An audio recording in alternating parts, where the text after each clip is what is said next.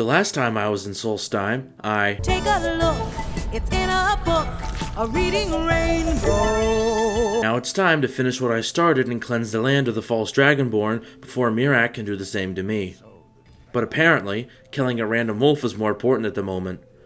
I then tried to see if I could save Storn by shouting him away, but it ends up giving Freya a wake-up call to another wolf, leaving Storn and Mora literally hanging as the game waits for her to slowly meander back. As Mora turns Storn into the average hentai protagonist, Freya tells me to do something, I do, and it doesn't work. Can't fault me for trying. Mora then gives Storn a sick chest tattoo, allowing me to learn the final word of power. At first, I considered giving Storn a cremation, but then I decided to have a change of heart and let Freya see her father one last time, who actually has some unique dialogue I didn't know about. No, he is too strong. I then wanted to see if I could shout him out of it, but I accidentally kill a goat and get tenderized by the skull, except for Fenari's strong voice who just stands there silently judging me. Enough with that tomfoolery. I reload a save, Freya looks like she broke her neck, I accidentally go into the wrong black book, and then finally head into waking dreams. My first obstacle is the Seeker, which use projectile spells to absorb your health, magicka, and stamina. They are immune to the knockdown effect of my shout, but it still staggers them, so dealing with them isn't too tricky. Remember when lurkers were literally unkillable? With Dragonborn Force, dealing with them is actually viable now. Sure, they still regenerate health, do insane damage, and take a large amount of punishment to go down, but with enough patience, I can down the beast and move on. Making reasonable arguments with some Seekers about why they shouldn't be alive, and placing some books in the right order is all I need to face against the dragon Sauratar, and oh, I don't have enough Dragon Souls to unlock the final word of Ben Will. After drowning myself in the digital lake, I make an exodus to find out where I'm going to get a Dragon Soul. The only notable thing that happened on the way there was me sucking a bear's spirit energy out of him like a Capri Sun. I finally grow a brain and fast travel to Riften, as a dragon can be found nearby. Stealing a horse for dramatic effect, which as I learned from Oregon Trail doesn't work so well crossing the river, I deal with some necromancers who wish to rename my horse to Elmer. Sadly, I accidentally catch my steed in the blast, so he turns hostile and I have to inflict the same fate upon him. This equestrian betrayal levels me up, and I put a point into Juggernaut. At Lost Tongue Overlook, the dragon fight is pretty easy. Just Dragon Rend and Fusro him, trapping him in a stun lock until he turns into a small pile of ashes I can snort his soul from. I also find... Oh no. Oh no no no no no no no no no no no. Going back to Lovecraft land, I use Ben Will on the dragon with an overbite so he can fly me to Mirac and waste several minutes of my life giving brain freeze to some fishmen. Now it's time for the shouting match of the century. The first try goes not so well. On the second try I realize his wards are going to be a big problem as they can block my shouts while he still gets the chance to attack. However, spamming the first word will stagger him when his ward goes down, allowing me to follow up with a stronger shout. The fight is mostly one of attrition, as all of Mirac's attacks can either be dodged or tanked, and I have healing potions or spells for the ones that can't. Mirac also uses Become Ethanol and Whirlwind Sprint to avoid attacks, and he can absorb Dragon Souls for a full heal.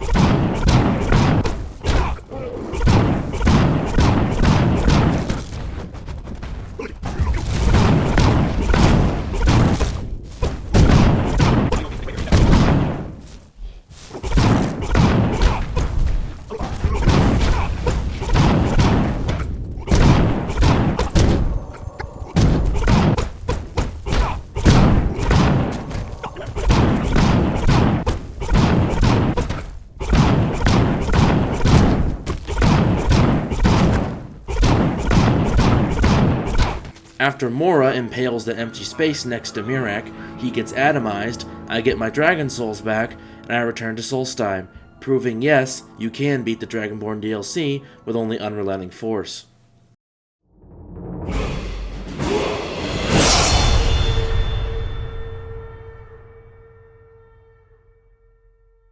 The Companion's questline starts off with a bang, as I accidentally use Ben Will against a bandit and have to reload a save.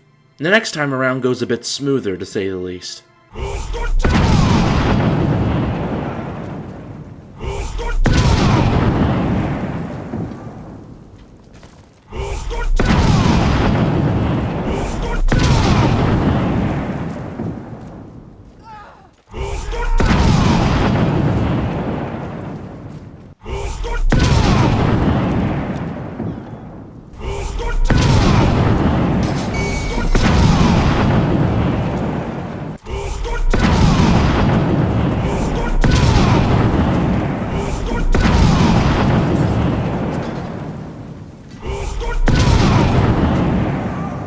Up until the point where I mistake some nearby travelers with the Silver Hand.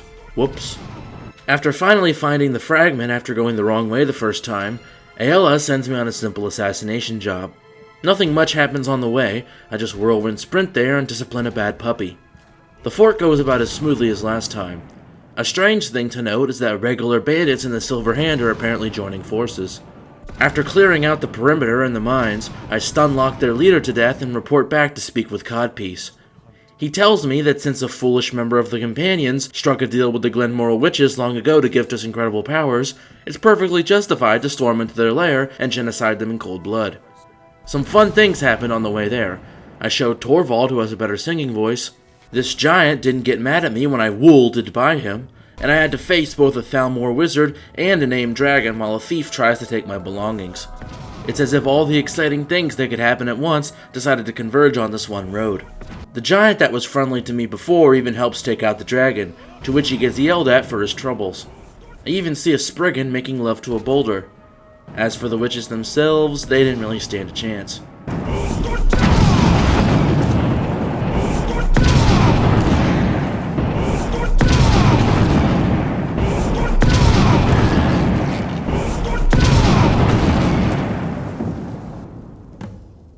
Going back to your Vasker, apparently Ugtherd wasn't satisfied with killing one whelp from the Companions, so she's come back for more. I try using a magical peace treaty to calm her down, but she's too filled with rage, so I politely tell her to stop at the sweet volume of 185 decibels. Unfortunately, the Silver Hand managed to somehow sneak past Whiterun security and kill Codpiece, so now it's my job to avenge him in death. The Silver Hand put up as much as a fight as they did previously, which is to say, none, so I'll summarize this section in the only way a lazy editor like myself knows how. A montage.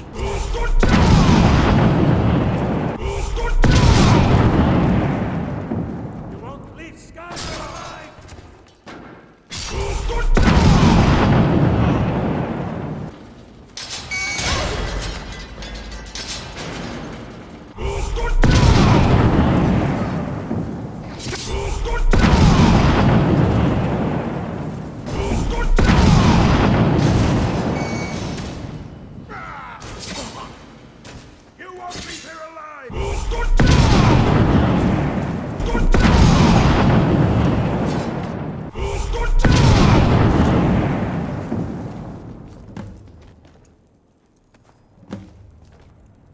At Codpiece's funeral, my cries over his death seemed to upset everyone, so I reload a save and direct those cries towards the man himself. I managed to knock him off his funeral pyre, which probably reserved me a spot as a punching bag in Sovngarde. Sifting through his things, Yerlin repairs the Elf Wojak axe, and we make our way to Ysgramor's tomb to send Codpiece's soul to the fighty heaven rather than the chasey one. The entire dungeon basically consists of shouting, "The power of Talos compels you!" at some ghosts until they leave us alone. However, when it comes to defeating Clifford the Big Red Dog, it glitches out like that Spriggan earlier and forces me to reload a save. Giving the old Yeller treatment to Codpiece's soul, Ayala invades my personal space, he makes me the harbinger of the Companions, and I prove that, yes, you can beat the Companions' questline with only unrelenting force.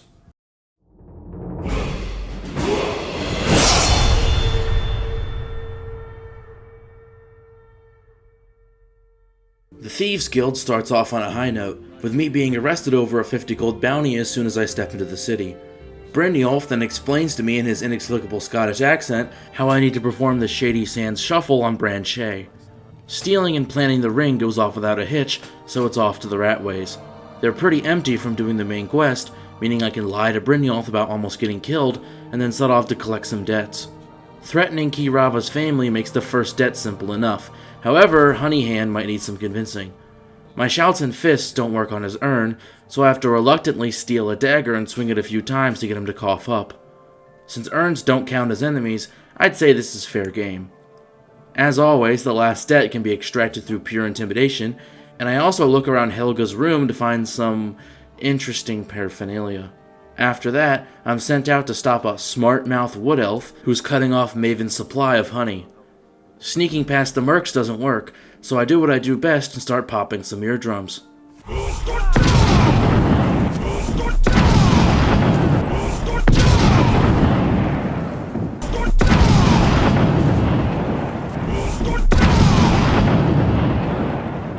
I also use my fire breath shout to burn down some beehives, but again, they don't count as enemies.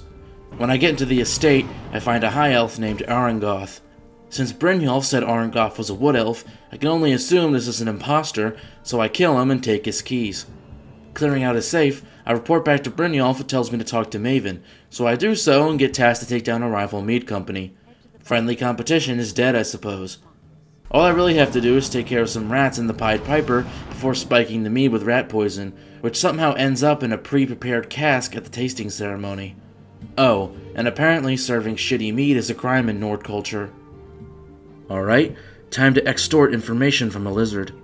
Golemai wants me to steal some firebrand wine for him, and while this is an incredibly simple task, I, for some reason, fail to see the case for a solid 10 minutes of searching. Fun. I then have to, quote-unquote, shadow him, which can be better described as stalking him while he obviously knows I'm there for a few minutes.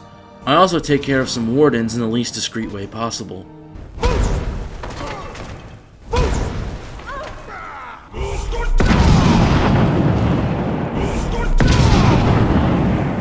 When I follow Golemai into the caves, he vanishes immediately somehow, so I have to make my way through some bandits and, well, I accidentally attack him, so I'm forced to kill him and get the info from his journal.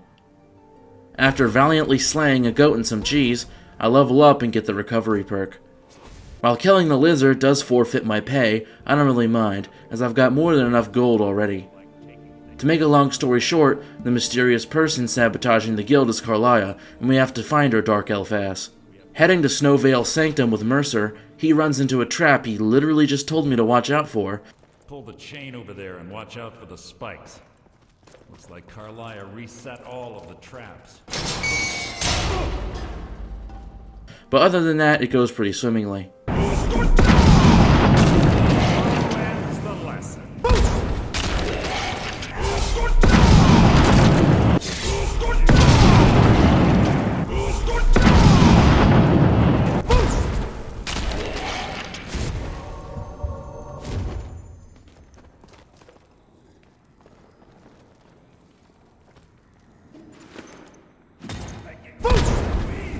Now, I know I'm gonna get poisoned when I step into this room, so I try to take a few measures to prevent it.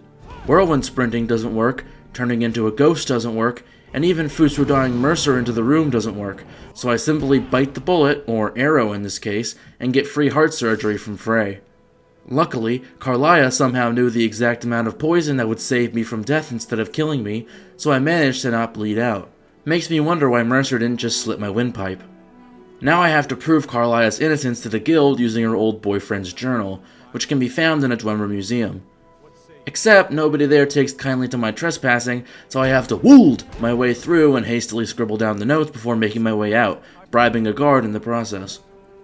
Enthier deciphers the journal and finds out that Mercer has been stealing from the guild for years. Wow, the guy who acts like an asshole, has an obviously sinister voice, and has the word merc in his name was the villain all along? Shocker.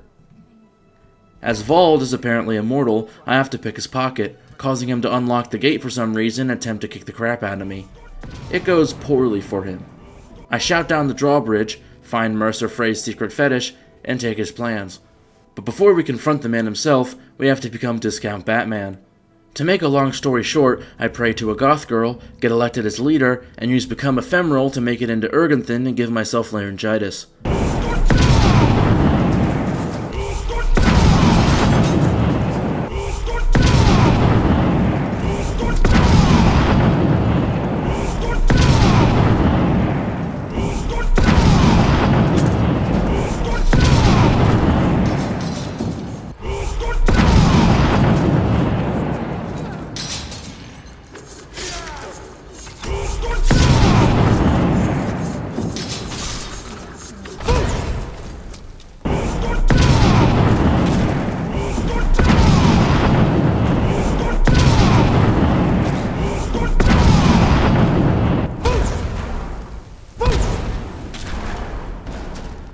Also, the fight with Mercer ends up being extremely anticlimactic.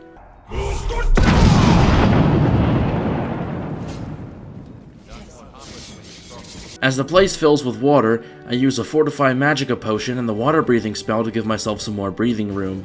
Pun not intended. Eventually, I manage to find the exit, and now we have to put the skeleton key back before the goth girl in the sky gets mad at us. One fun fact about this dungeon is that Become Ethernet actually doesn't protect you from the killer lighting. After returning the key to the goth girl, I choose the Nightingale power that 90% of players forget about, escape the Twilight Sepulchre, give the good news to Bryn, and beat the Thieves Guild quest line with only Unrelenting force.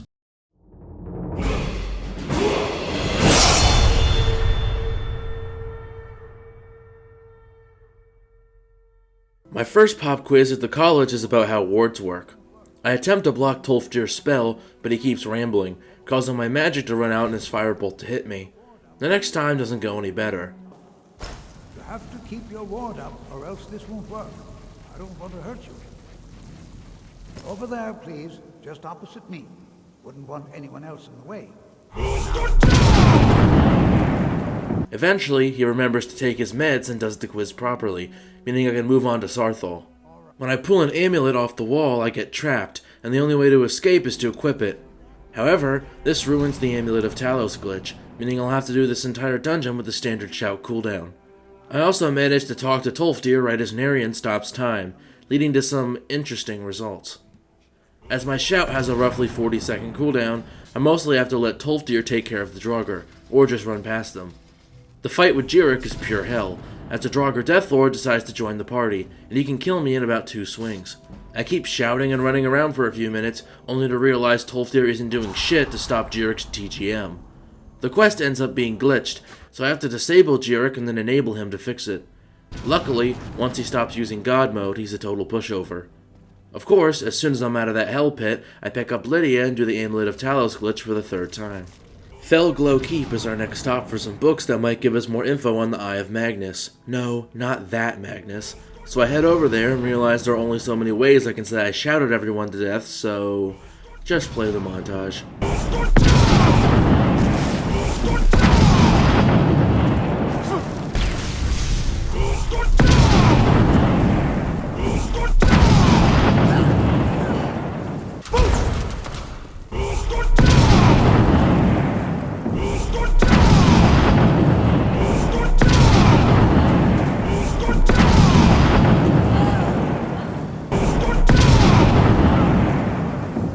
Get out of here, and I'll help you find them. Please!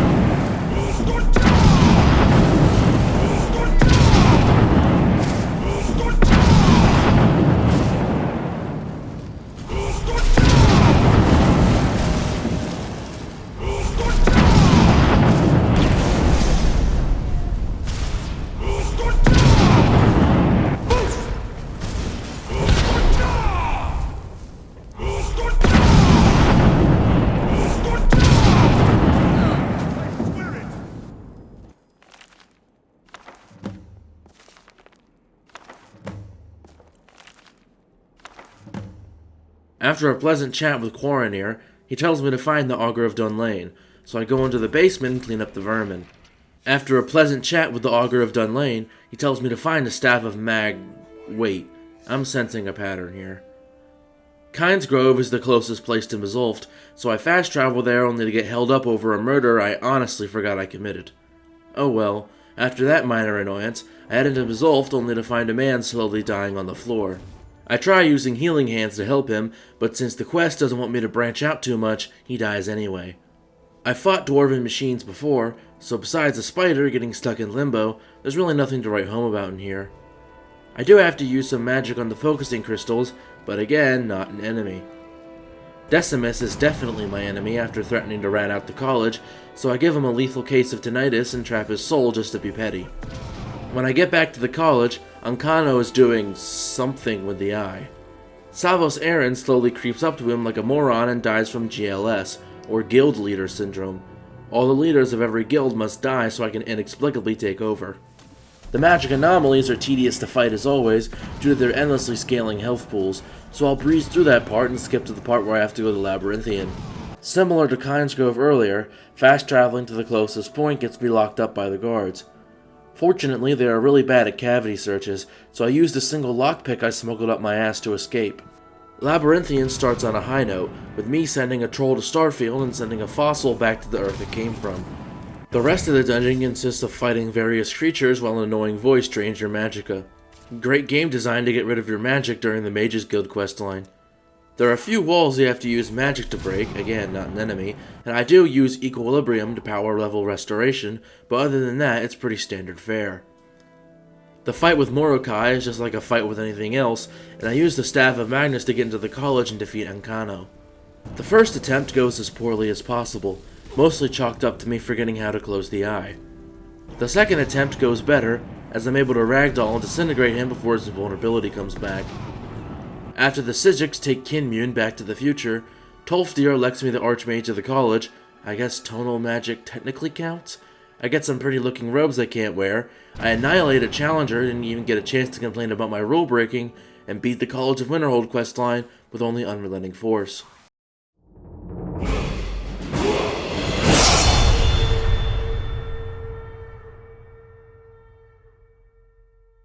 The Dovahkiin, with all his shouting and killing and questing, had been missing one thing in his dragon-shaped soul: family.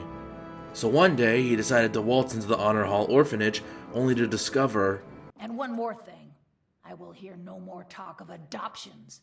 None of you riffraff is getting adopted, ever. Nobody needs you. Nobody wants you. That... darlings, is why you're here. Why you will always be here, until the day you come of age and get thrown into that wide, horrible world. Now, what do you Kill one person and you can solve so many problems. I wonder at the possibilities. Someone has killed Grillin! Mercy! Grillin is dead! Aventus did it! Feeling good about saving all those children and hearing the name Aventus, he decides to check out the boy's house in Winterhold, only to come across a rather grisly sight. Undaunted, he speaks to the boy only to discover that he accidentally completed a contract for the Dark Brotherhood, a ruthless guild of assassins. Oh, and he gets a plate for his troubles. Maybe he'll use it to glitch through a wall later. Satisfied with his work, he decides to give Whiterun a visit only to be stopped by the courier, who gives him a strange note. Huh, that's not ominous in the slightest. Exhausted, the Dovahkiin gets a room at the inn and sleeps, only to wake up in a cabin with... Wait, how did she drag me in here when I'm in all this heavy armor? I honestly feel kinda bad for the girl. Anyways, one of the victims in this shack has a contract out for them, and I'm supposed to figure out who it is. Unfortunately, I sneeze and end up killing them all, which, to be fair, leaves no room for error. Now invited into the Dark Brotherhood, it's time for the Dovahkiin to embrace the cutthroat nature of his dragon brethren. The only problem is, it's hard to silently assassinate someone with a power that requires you to shout at the top of your lungs. As such, most contracts are going to be incredibly simple, at the cost of racking up a sizable bounty. With all the gold in my pockets, however, I have a feeling it won't be much of a hurdle. Narfi, Batilde, and Papias go down without a hitch, so now it's time to introduce the newest member of the family, Cicero. A hellish amalgamation of the Joker and the Adoring Fan, Cicero keeps the Night Mother, an old rotting corpse that the Dark Brotherhood uses as a conduit to listen to Sithis or something. I wasn't really paying attention. What matters is that now I have to kill Nilsine Shadowshield and Elaine Defont. Nilsine goes down just like the others, and Elaine Defont is already in a dungeon full of hostile bandits, so killing him is sort of a no-brainer. However, we've got a problem. Cicero is speaking to an unknown voice, and I need to find out who it is. Sleeping with the Night Mother, I learned that Cicero was merely conversing with the corpse in question, and get a task to talk to Amon Montier in Volenrund. But first, I need to do some more contracts for Nazir. I show Lurbuck who's actually the worst bard in Skyrim, and then make Hurt live up to her name. Reporting to Astrid, she changes her mind and sends me to Volenrund anyway. When I get there, Amon tells me I have to kill the Emperor of all of Tamriel. You think this would have far-reaching consequences, but nah, apparently the Empire doesn't change in the slightest without an Emperor. Still, though, as a member of the Brotherhood, I must honor my contracts, and the first step in doing so is getting an amulet appraised by Delvin of the Thieves Guild. Because of my wanton violence, the guards in Riften are after my head, so to avoid getting more bounty, I lure them into the Ratway and let the guild take care of business.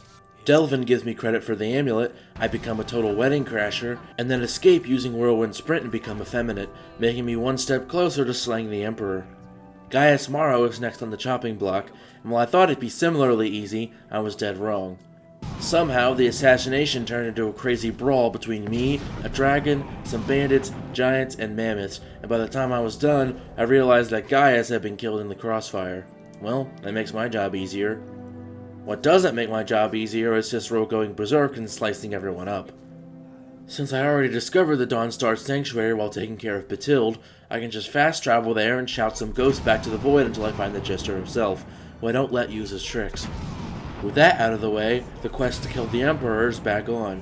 It mainly consists of shouting at a chef to wake up, getting put in a coma, mixing him with the ash in the fire pit, killing the gourmet, taking his writ of passage, reporting to Astrid and getting a highly poisonous root, gnawing on the root for fun, making an episode of Binging with Babish, watching the Emperor have an aneurysm, and learning that Astrid actually set me up to be killed by the Penis Oculatus the whole time, and they've gone back on their deal, putting our sanctuary to the torch.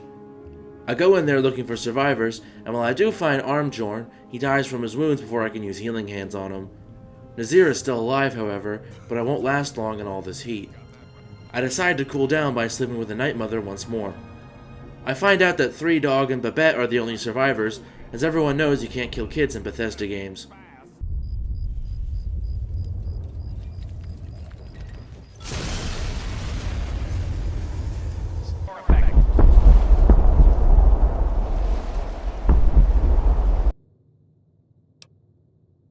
You son of a bitch!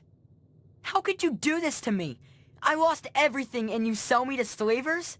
Well, fuck you! But you know who you can kill in Bethesda games? Burn victims. However, I can't use the Blade of Woe to slay Astrid, as that would violate the rules. Instead, I reverse pickpocket her, causing her to somehow stand up and for Three Dog to cut her down. Well, the entire sanctuary is a flooded, burning mess, 80% of our members are dead, and the Penitus Oculatus has caught on to our little plan. We're basically fucked, right? Wrong. Boarding the Catria and wiping out the crew like a true pirate, I confront the Emperor in his quarters and notice he seems oddly calm about this. Whatever, I've still got a job to do. After the contract has been fulfilled, I go back to Volenrun for a whopping 20,000 gold. Most of it I'll have to spend on building a new sanctuary anyways. My job is far from over, as there are still quite a few contracts for me to fulfill. I think it'd be best if I just skimmed through them.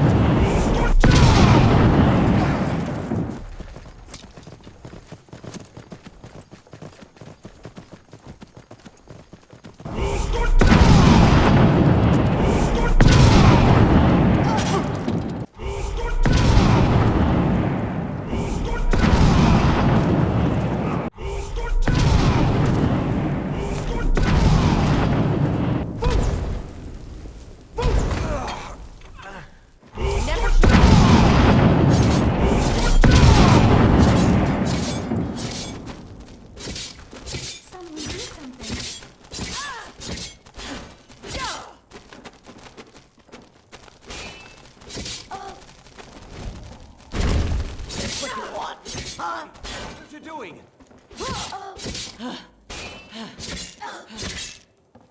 Give up while you still can.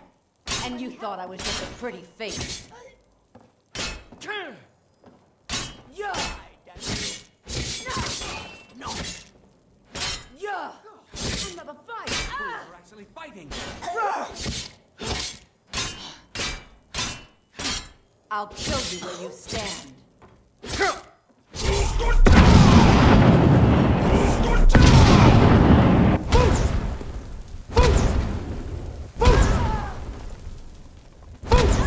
I'm getting out of this.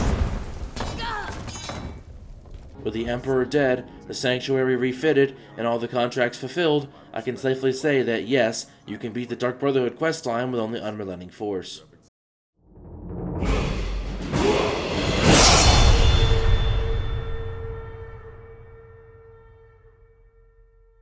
After restoring the Dark Brotherhood to glory, the Dovahkiin was still confused about something. How exactly did Babette survive the Sanctuary being burned to the ground? I mean, vampires are weak to fire, it makes no sense. This angered the Dovahkiin to such an irrational extent that he made it his life goal to wipe out all vampires from the face of Nirn. I know it makes no sense, I just needed a way to segue to the next part. Dim Hollow Crypt is rumored to have something related to the recent vampire attacks, so I follow Vigilant Tolan all the way there only to discover the game teleports him so he can have his scripted death later. Most of Dim Hollow Crypt is nothing to write home about, just a bunch of troublesome vampires, skeletons, and spiders to deal with. That is, until I can track tetanus, do a puzzle, and free a vampire who somehow looks like a Victoria's Secret model despite being locked up for thousands of years. I mean, think about what that would do to your skin. Anyway, she must have cast a seduction spell on me, since I have no option to end her miserable life right then and there. No, instead I have to meet her parents. Well, one parent. The only cool thing that happens on the way is a clutch soul trap on a giant about to die, which levels me up, allowing me to get the respite perk.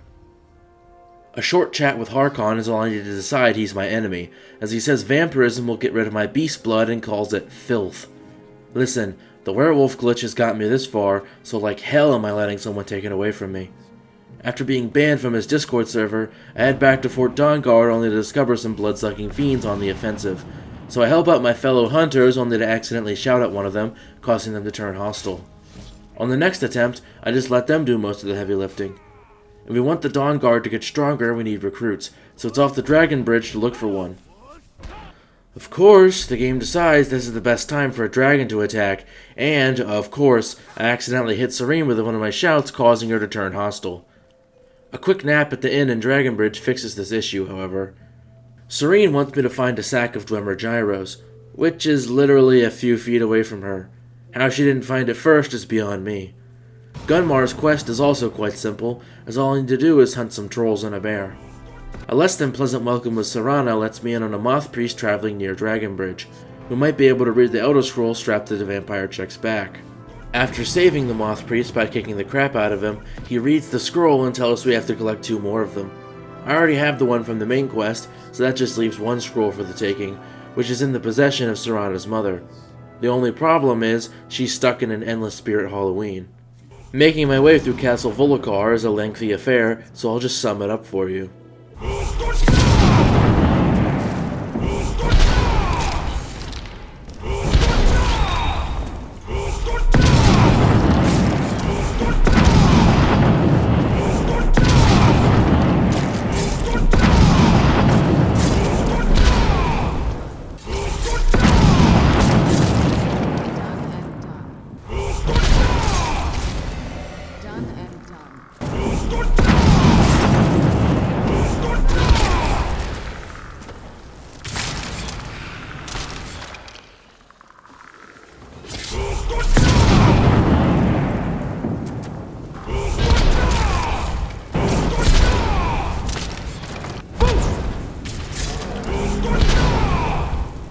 Since I'd rather not have breath that smells of dried blood all the time, I let Serana pull a Shang Tsung on me and take part of my soul. The soul cairn is as boring as ever, so I just whirl and sprint through most of it, watch Serana and her mother have a caustic family reunion, kill 3 spooky scary skeletons,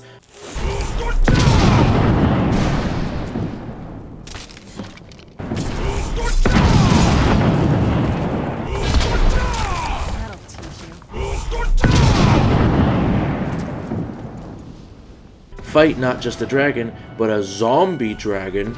Well, technically they're all zombies since Alduin brought them back to life. Grab the skull and GTFO. To pad out the questline, the Moth Priest stares at the sun too long and gets a bad case of cataracts, leaving me to decipher the prophecy hidden within. Now that I know where to go, I travel to Falkreath only to get stopped by a guard again. Whatever, I can easily pay the 1,000 or so gold. What I didn't expect is a guard to ask me about a dog before I get jumped by a gaggle of vampires and have to heal for dear life as the town rises against them. Another interesting thing that happens is a Thalmor walking into a boulder trap and dying while the prisoner runs past, terrified. Talking to the Thalmor is apparently a crime, so I watch as the prisoner takes the fight to him only to get accidentally vaporized by my shout. Oh well, at least that's 2 fewer Thalmor bastards in the world. Since I don't want Serana palling around with me, I get rid of her the only way I know how. It doesn't work. Deciphering a prophecy sounds cool until you realize it just consists of attracting some horny moths and magically tattooing a map onto my retinas. To be fair, some vampires do try to stop us, but it has predictable results. Now, as for Darkfall Cave, getting attacked by spiders is one thing, but this bridge is definitely an OSHA violation. To get Oriel's bow, the last part of the prophecy, there's, of course, a whole checklist of crap I have to do beforehand. TLDR, I fight some Chorus and Falmer, prove that not all Kaz land on their feet, learn that there's apparently missiles in Skyrim, thought that was a Fallout thing, use some Falmer as unwilling skydiving practitioners.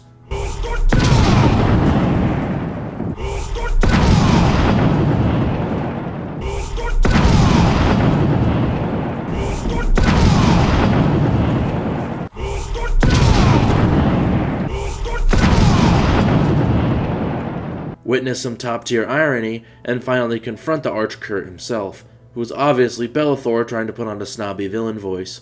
Did you really come here expecting to claim Ariel's bow? Shattering waves of frozen Falmer and Chaurus makes Werther so mad they decide to throw a temper tantrum and blow up the ceiling. Serana then retaliates by stealing his lunch money. Unfortunately for him, he decided to fight us on a high-up balcony.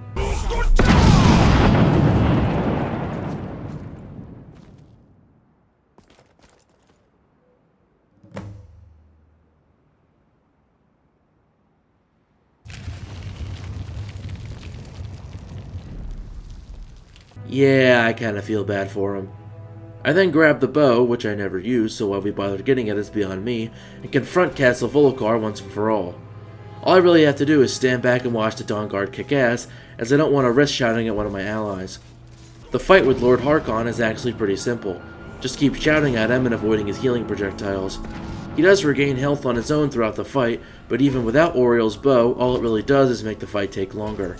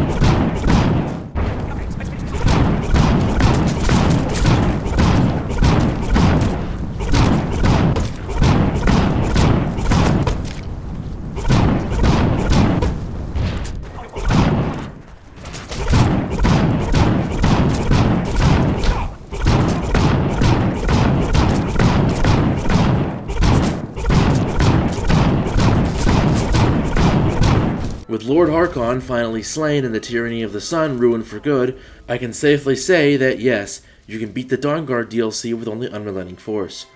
And I have to say, this armored troll just sitting down and catching his breath is a mood after what I've been through.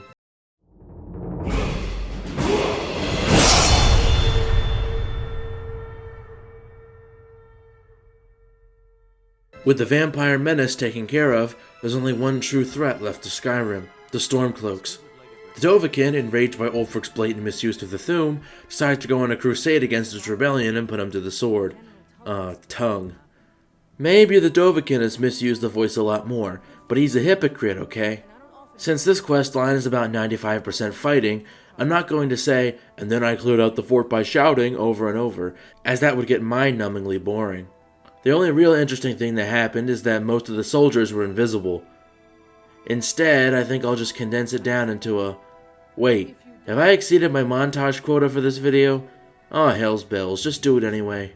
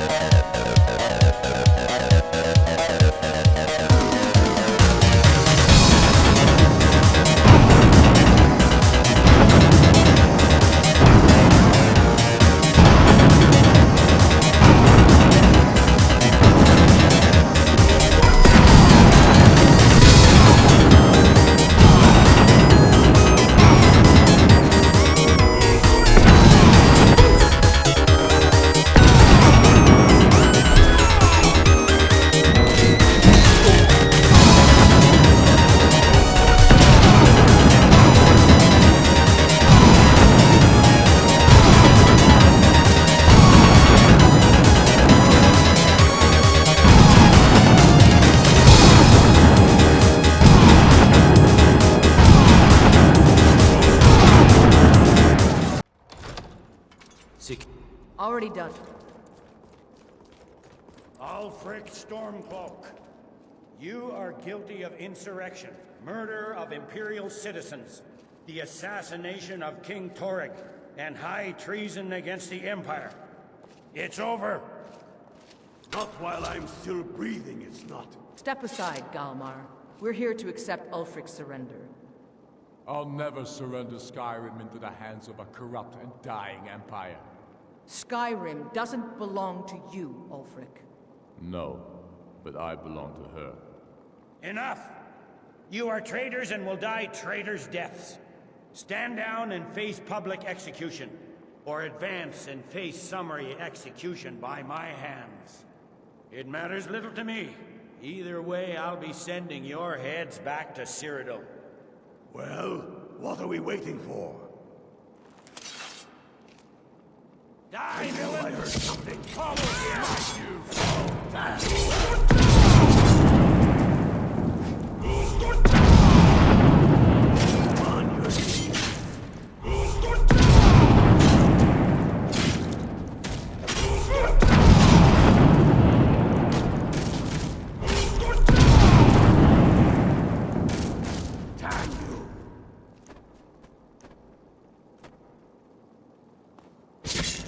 Come on, at least try!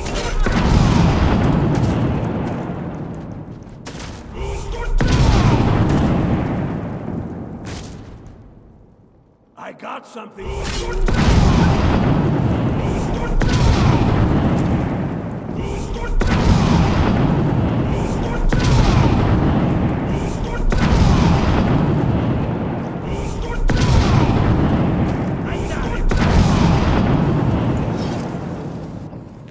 Well, Ulfric, you can't escape from me this time. Any last requests before I send you to wherever you people go when you die? Sovngarde, sir. Right. Well? Let the Dragonborn be the one to do it. Talos be with you. What was that, Legate? Nothing.